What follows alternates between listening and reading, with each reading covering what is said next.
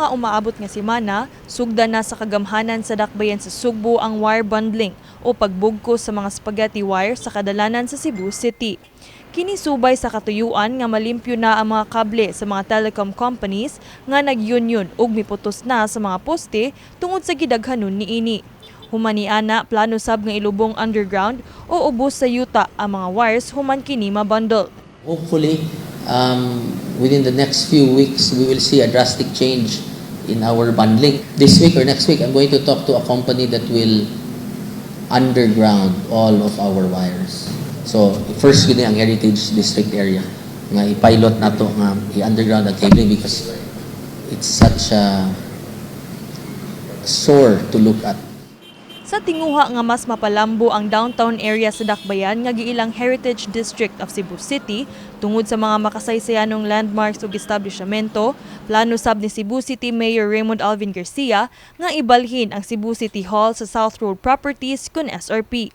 Asoy ni Garcia nga kini ang usa sa iyang flagship projects kung siya magpabiling mayor sa tuig 2026. Gitan-aw nga mokabat sa 500 million pesos gikan sa pondo sa Cebu City Government ang gamiton aron sa pagbalhin sa City Hall sa SRP.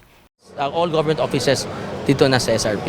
This is already a heritage district pursuant to an ordinance which yours truly authored, no?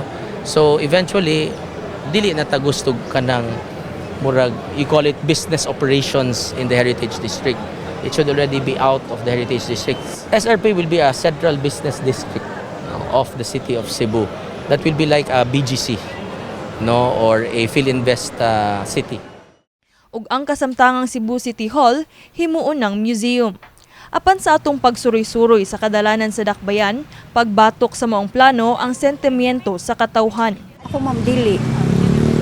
Murag layo ra sa tanan. Dili. Kay unsaon na lang manarbaho ang mga tao ay baya mulukat og mga requirements nya okay ra ang tao na ay gikan diri lahog padong SRP. Okay ra jud pero wala man. Layo na kaayo. Problema sa plate. Nya unta ang plate balik og city.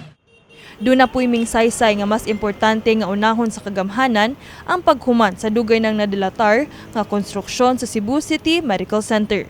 Dili ko ayun ang okay ra siguro ug andiha lang usa. Ana lang mahuman ng CCMC ba Cebu City nga hospital. Kini si Queenie Joligon alang sa MyTV Cebu.